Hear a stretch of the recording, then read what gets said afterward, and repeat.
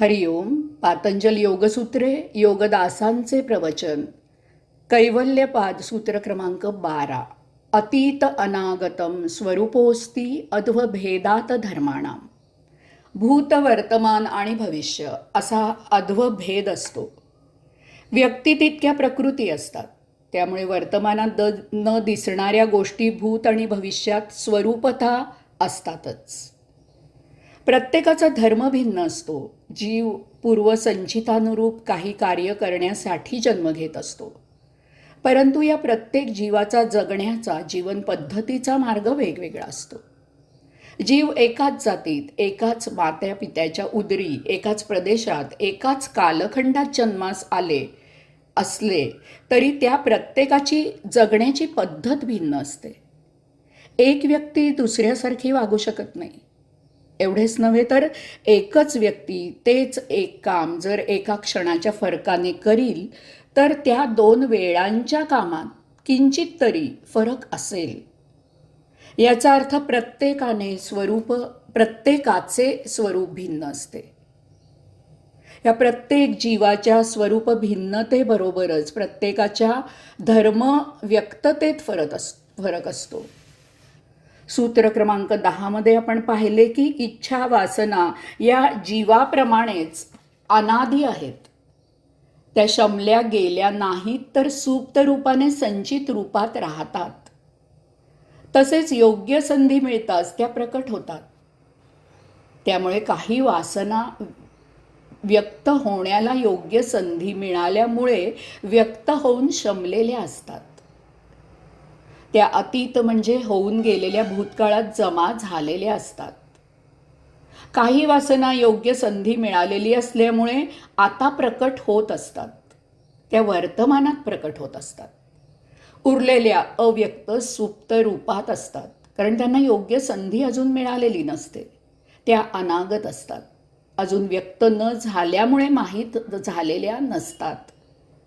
या सूत्रात योगाधिराज पातंजली सांगत आहेत की आयुष्य जगताना वासना प्रकट झाल्या नसतील म्हणून त्या आपल्याजवळ नाहीतच असा गैरसमज कुणी करून घेऊ नये. वासनांचा अभाव हा त्यांचे अस्तित्वच नसल्याचे लक्षण असते. त्या अनागत स्वरूपात असतातच. त्यांना प्रकट होण्याची योग्य संधी मिळताच त्या व्यक्त होतात. अतीत म्हणजे भूतकाळात होऊन गेलेल्या शमलेल्या वासनांचा प्रश्न नसतो, कारण त्या अगोदरच व्यक्त होऊन गेलेल्या असतात. वर्तमान काळी व्यक्त होत असलेल्या वासनांची सूत्र क्रमांक 11 मध्ये सांगितल्याप्रमाणे काळजी घ्यावी. याच सूत्राप्रमाणे अनागत वासना जिंकाव्या. त्या स्वस्वरूपावस्थेत असतात हे सतत लक्षात ठेवावे. याला जोडून पुढचं सूत्र क्रमांक 13. ते व्यक्त सूक्ष्म गुणात्मानः. ते व्यक्त सूक्ष्म गुणात्मानः. व्यक्त, अव्यक्त, सूक्ष्म, जड अशा वासना गुणयुक्त असतात. वासना व्यक्त, अव्यक्त तसेच सूक्ष्म, जड असतात. या अशा वासना गुणयुक्त असतात. सत्व, रज, तम या त्रिगुणांनी त्या युक्त असतात. प्रत्येक व्यक्तीचा मार्ग, स्वभाव भिन्न असतो.